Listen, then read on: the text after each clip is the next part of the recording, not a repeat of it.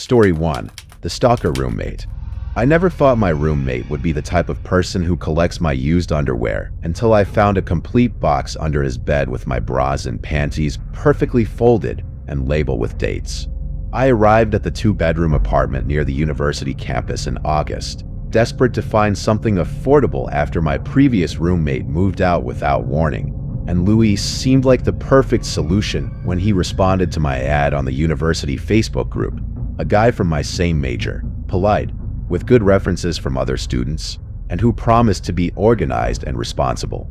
The first few months were like living with the ideal roommate. He paid his share of the rent on time, kept the common areas clean, occasionally cooked delicious dishes that he shared with me, and even helped me with the most difficult subjects when he saw me stressed studying in the living room.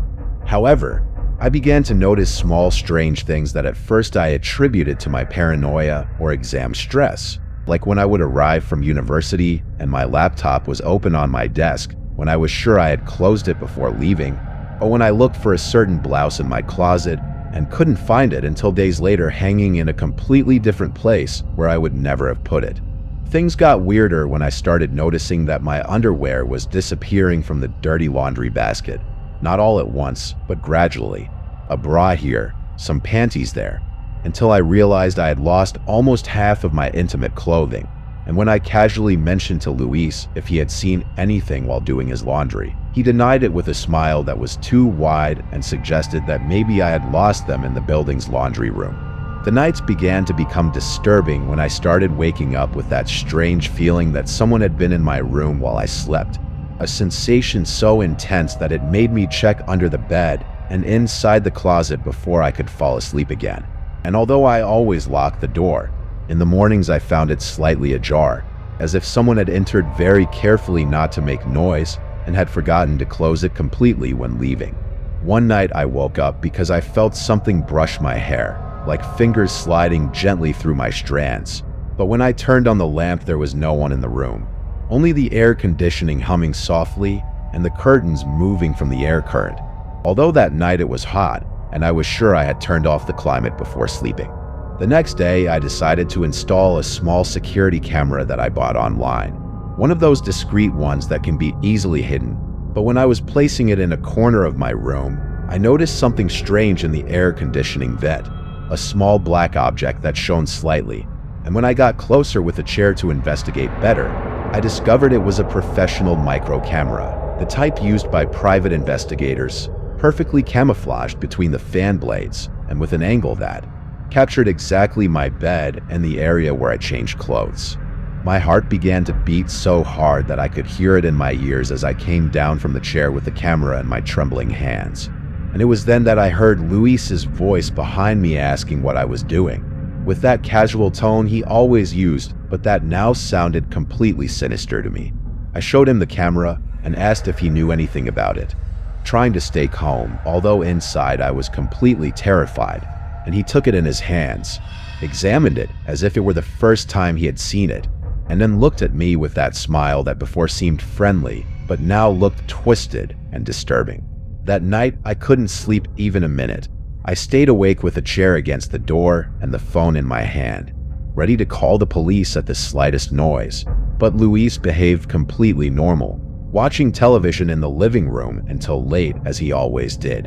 And in the morning, he even prepared breakfast for me as if nothing had happened. During the following days, I tried to act normal while desperately looking for another place to move to.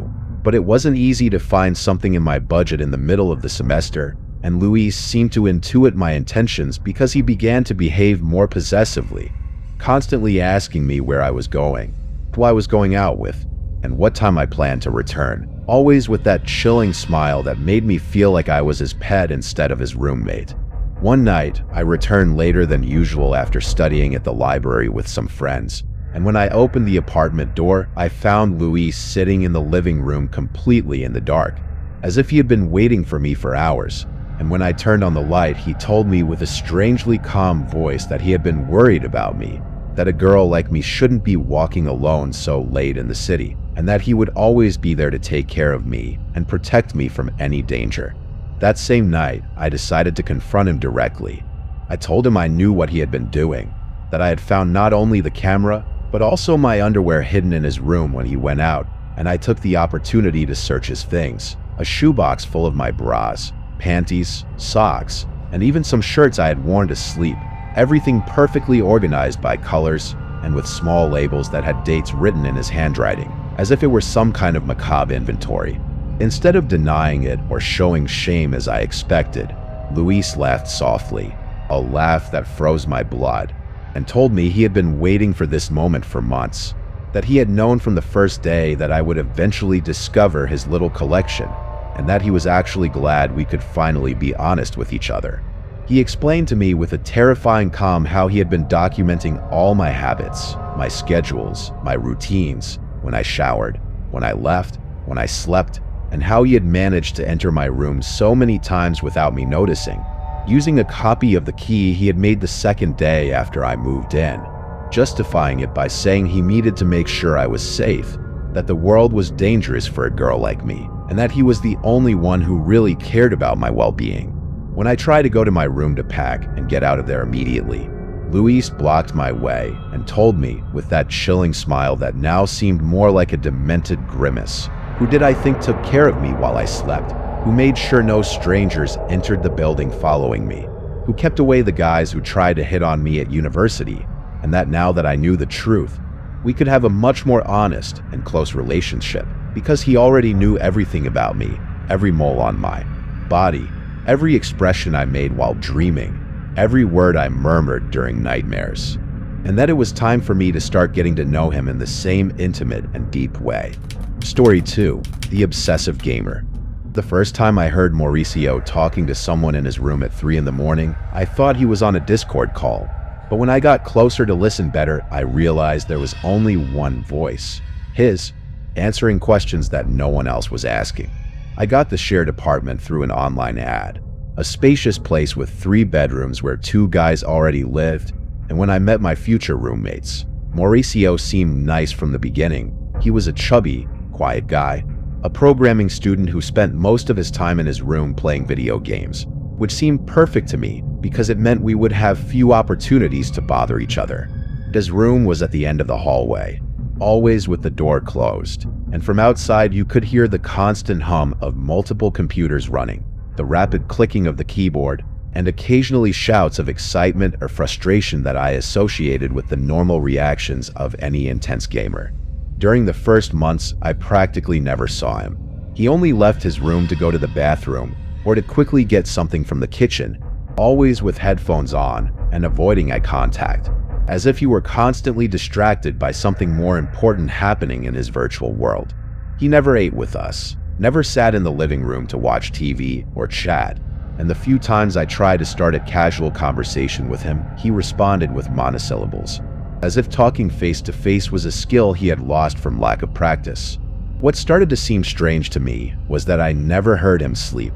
No matter what time I woke up during the night, there was always light coming from under his door and the constant sound of computers running, and when I casually asked him if he didn't need to rest more, he told me he had developed a very efficient sleep schedule that allowed him to function with only 2 or 3 hours per day.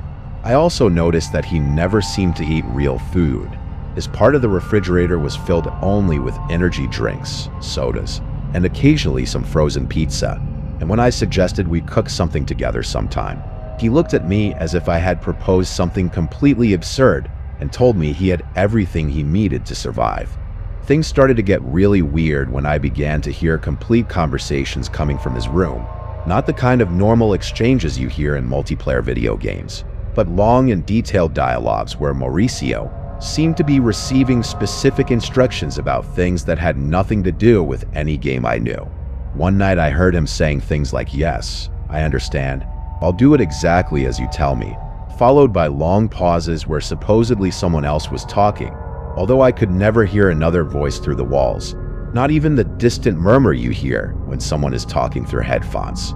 I began to pay more attention to his schedules and realized that these mysterious dialogues always occurred at the same time, exactly at 3:33 in the morning, and lasted precisely 23 minutes, as if it were some kind of scheduled appointment that he couldn't miss under any circumstances. One night, curiosity got the better of me, and I decided to put my ear to his door to try to better understand what was happening. And what I heard chilled my blood. Mauricio was describing in detail the routines of everyone living in the apartment, what time we left, when we returned, what we did in our free time. He even mentioned specific things about my job and my classes that I had never told him. But what was most disturbing was the tone of his voice, completely different from the shy and nervous way he spoke to me during the day. Now he sounded confident, obedient, as if he were reporting to some kind of superior who gave him precise orders. The next day, I tried to act normal, but I couldn't get what I had heard out of my head. And when Mauricio left his room to go to the bathroom, I took the opportunity to quickly peek through his slightly open door, and what I saw completely confused me. He had at least 6 monitors on, but none showed video games. Instead, there was what appeared to be security camera feeds showing different parts of the building, including the lobby, the hallways, and even the parking lot. That night, I stayed awake waiting for 3:33, and when the time came, instead of listening from my room, I decided to walk silently to his door and look through the small space that remained open. Mauricio was sitting in front of his monitors, but they were all turned off. The room was completely dark except for the green glow of some computer LEDs, and he was talking directly ahead, toward the black screens, as if he could see something I couldn't see, or as if someone was talking to him from that darkness. What completely terrified me was realizing that he wasn't wearing headphones. There was no phone. There was no visible communication device. But he kept maintaining that detailed conversation, making perfect pauses to listen to answers that came from nowhere, occasionally nodding, as if he were receiving clear instructions from an invisible source. During one of those pauses, I heard him say my full name, followed by personal information about me that was definitely not public, like the name of the company where I work, my car's license plate, and even the name of my ex-boyfriend who I had broken up with months ago. And then he continued with similarly specific details about our other roommate. When I tried to move silently away from the door, the wooden floor creaked under my feet, and immediately the conversation stopped. Mauricio remained completely motionless for several seconds, and then slowly began to turn his chair toward the door where I was standing. I froze as I watched his silhouette moving in the darkness, and when he finally looked directly into my eyes, I could see he had a completely empty expression, as if he didn't recognize me, or as if I were just another element on a screen he was monitoring. I ran back to my room and locked myself in, but during the rest of the night, I could hear his footsteps walking slowly down the hallway, stopping in front of my door for several minutes before continuing toward the kitchen, then toward the living room, as if he were patrolling the apartment or checking that everything was in order according to the instructions he had received from his invisible interlocutor. The next morning, Mauricio acted completely normal. He even greeted me with more kindness than usual when we crossed paths in the kitchen. But there was something in his eyes, a kind of knowledge or complicity that made me feel like I was a specimen being observed and cataloged for some purpose I couldn't imagine. And when I casually asked him how he had slept, he smiled at me in a way I had never seen before and told me he had had a very productive night, that he had received new assignments that he was going to really enjoy carrying out. Story 3. The 7-Eleven Girl. I never suspected my roommate worked at something other than serving customers until I found human teeth at the bottom of the refrigerator, carefully stored in an empty jam jar with a label that said special snacks. Moriana arrived at the shared apartment in October, a quiet girl of about 25 who worked the night shift at the 7-Eleven on the corner. And when I met her, she seemed like the perfect roommate because our schedules were completely opposite. I left early for work when she was just getting home, and when I arrived in the afternoon, she had already gone to her job, which meant we would have very few opportunities to bother each other. She was a very thin girl, almost skeletal, with pale skin and deep dark circles that made her eyes look sunken in her face. But I attributed it to the stress of working nights and living with a schedule completely inverted from the rest of the world. She always wore loose, dark clothes that seemed too big for her tiny body, and had the strange habit of always keeping her hands tucked in her hoodie pockets, as if she were constantly trying to hide something. During the first weeks, we practically didn't talk beyond basic greetings and necessary conversations about apartment expenses, but gradually I began to notice some peculiar things about her, like the fact that she always came back from work with a strange smell embedded in her clothes, a sickly sweet aroma that reminded me of meat that had gone bad, but mixed with cleaning chemicals, as if she were trying to mask the original smell with industrial disinfectants. At first, I thought it was simply the typical smell of working in a convenience store, that mixture of processed food, cleaning chemicals, and the closed environment of a place that never gets properly ventilated. But the smell Mariana brought was different, more intense and disturbing, so much that sometimes I had to open all the apartment windows after she arrived to be able to breathe normally. I also noticed she had very strange eating habits. Her section of the refrigerator was always full of plastic containers with food she prepared herself, but which never seemed to be anything I could identify. They were masses of meat of strange color and texture, as if it were some kind of homemade pate, but that smelled so bad it made me nauseous every time I opened the refrigerator to get my own things. When I casually asked her what type of food it was, she told me it was a special family recipe she had learned from her grandmother, something traditional from her town that I probably wouldn't like because it had a very specific taste you had to get used to from childhood. One night, I came home earlier than usual and found her in the kitchen preparing one of her mysterious meals. She had several plastic containers open on the table and was cutting something with a very large knife. But when she saw me come in, she quickly covered everything with a kitchen towel and told me she had decided to cook at home that night because work had been very slow. What disturbed me was that in the few seconds I could see before she covered everything, the meat she was cutting didn't look like anything I had seen in a supermarket. It had a texture that was too firm and a color that was too dark, almost purplish, and there was something about the way she cut it, with movements that were too expert and precise, as if it were something she had done many times before.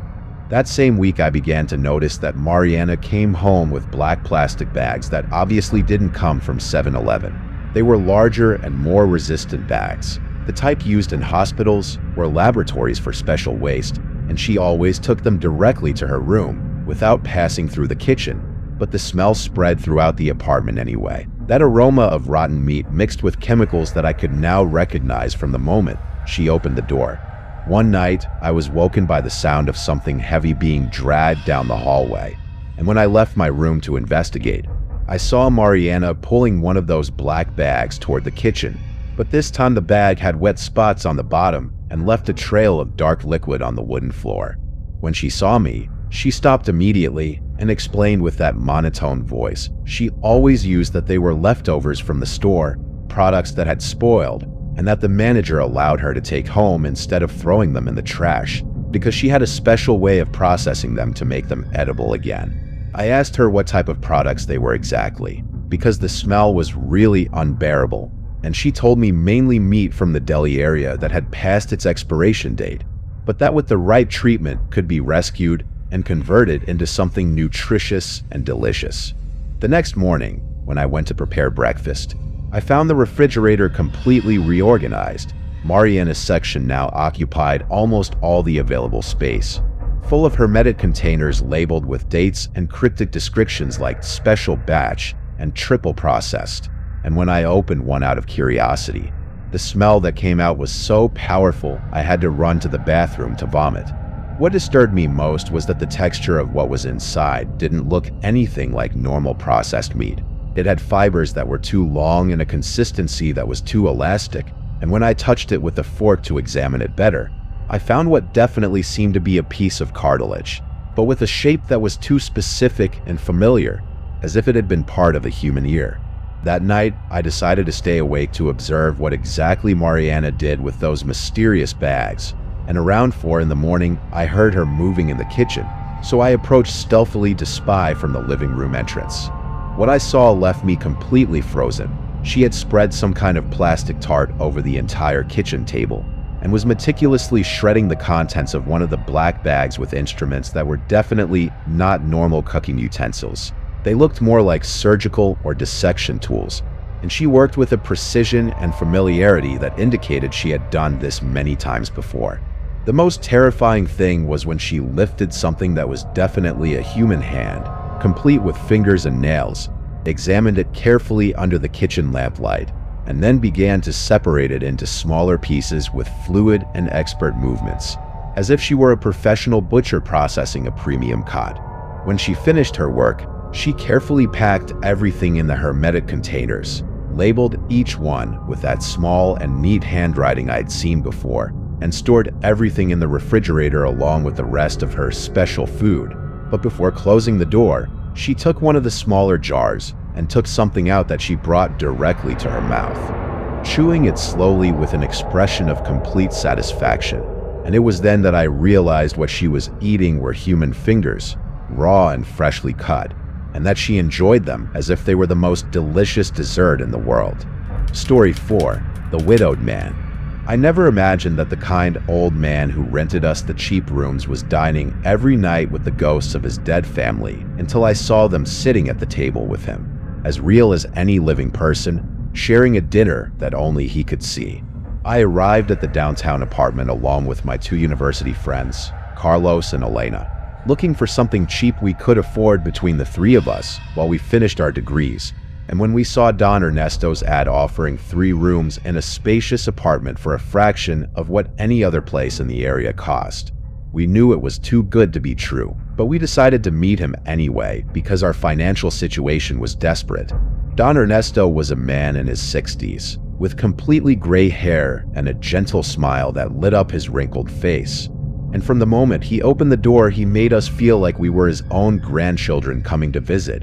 He prepared coffee for us, offered us homemade cookies, and told us in great detail about his late wife Maria and his 2 children, Javier and Sofia, who had died in a car accident 5 years ago. The apartment was huge and elegant. It had clearly been decorated with much love and care by someone with good taste, full of family photographs, antique but well-preserved furniture, and that warm and cozy feeling that is only found in homes where people have really lived for decades. Don Ernesto explained to us that after losing his family, he had considered selling the place, but that he felt very lonely in such a large space, and that he had decided to rent the rooms to university students because it reminded him of when his children first brought their school friends, filling the house with laughter and youthful energy. The first months were exactly like living with the most caring grandfather in the world. Don Ernesto cooked for us when he noticed we were too busy with exams. He always had interesting stories to tell about his youth or about the changes he had seen in the city over the years, and he seemed genuinely interested in our studies and our plans for the future, as if we were really part of his adoptive family. However, gradually we began to notice some peculiarities in his behavior that at first seemed endearing, but over time became disturbing, like the fact that he always set 4 plates on the kitchen table for dinner, even though obviously only he was going to eat because we usually ate later or in our rooms while studying. When we casually asked him why he set so many plates, he told us with that nostalgic smile that it had always been a custom in his house to set the table for the whole family, and that some habits were very difficult to change after so many years of doing it automatically.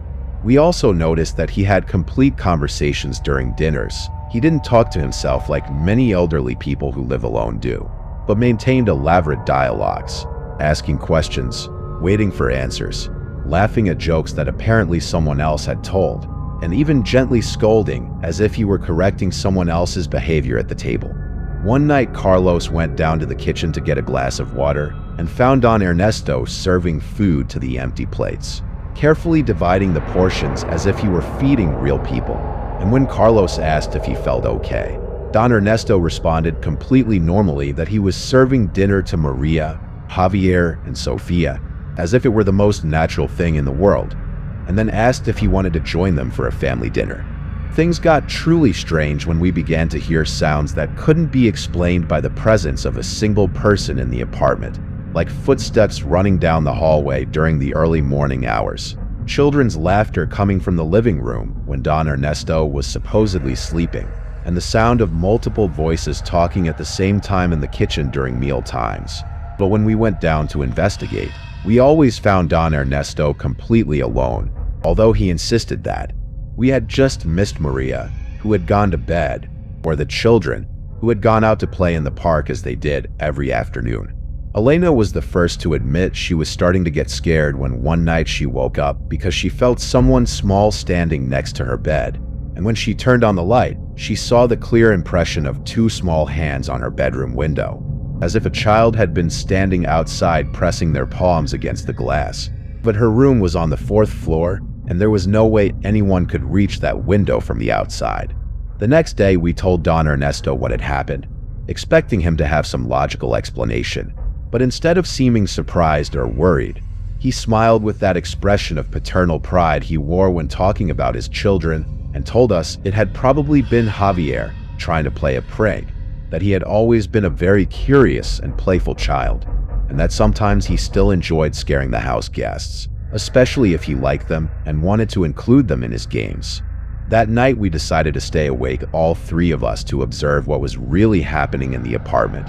And around 2 in the morning, we began to clearly hear the voices of a complete family conversing animatedly in the living room, children's laughter, a woman's soft voice singing a lullaby, and Don Ernesto's deep voice telling them a story that made them laugh heartily. When we silently peeked from the stairs, what we saw left us completely paralyzed with terror. Don Ernesto was sitting in his favorite armchair, but he wasn't alone.